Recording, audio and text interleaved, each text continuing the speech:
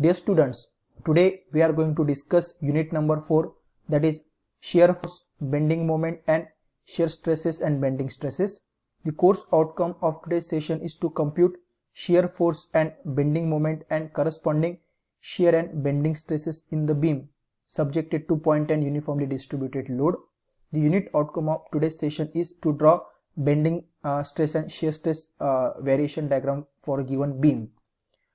Today we are going to discuss what is the relation between shear stress and the maximum shear stress for different cross section, and there will be brain teaser numerical on the above concept. So the key takeaways of today's session is shear stress and maximum shear stress.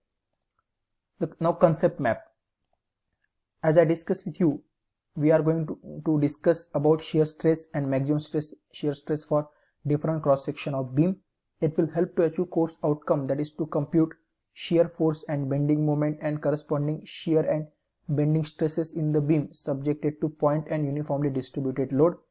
It will also help to achieve the overall competency, that is to estimate stresses in structural and mechanical components. So let's start discussion.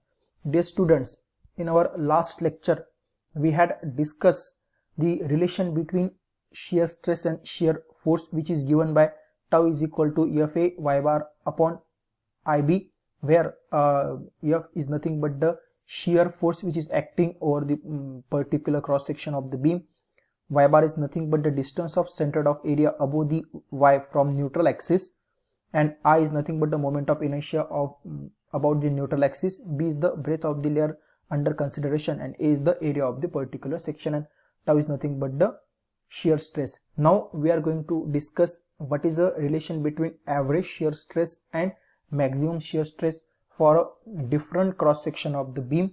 Initially we are going to consider rectangular cross section and the circular cross section.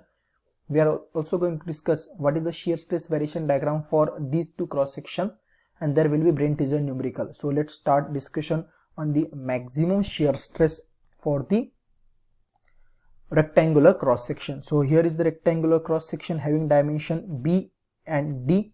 Now its shear stress variation diagram is given as the parabola. Now we know here the shear stress varies from 0 to maximum at the center, and which is nothing but it will be maximum shear stress at center, it will be 1.5 times of the average shear stress. Now the shear stress will be 0 at this point, that means it will be 0 at the start, and now it is going to increase from 0 to maximum at the center. So for the rectangular cross section, the maximum shear stress is given as a 1.5 times the average shear stress, and the shear stress variation diagram is a parabola. On the same line, the shear stress for the circular cross section is that is tau max is equal to 4 by 3 times of average shear stress.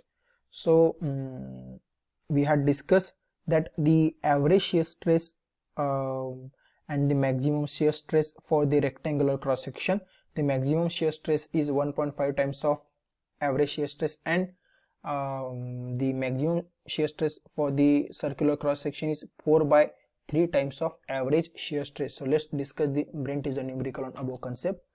A rectangular beam of a width 100 mm is subjected to maximum shear force of a 60 kN. The corresponding maximum shear stress is 5 MPa. Find the depth of the beam. So here what is given, the shear force is 60 kN, that is 16 to 10 to the power 3 Newton. Maximum shear stress is 5 MPa, that is 5 Newton per mm square. The breadth is 100 mm. Here we have to find out the depth. Now we know that for the rectangular cross section, maximum shear stress is 1.5 times of average shear stress. Therefore this 5 is nothing but the maximum shear stress, and now average shear stress is nothing but this force 16 to 10 to the power 3 divided by area. Area is nothing but B into D. Here B is 100 and D we have to find out, so 100 into D, it is the area. Now only unknown thing is here D. Now here this 1.5 is this for this term 1.5 times of average shear stress. So maximum shear stress is equal to 1.5 times of average shear stress, and only unknown thing is D. So D is equal to 1.5 into 60 into 10 to the power 3 divided by 100 into 5. This,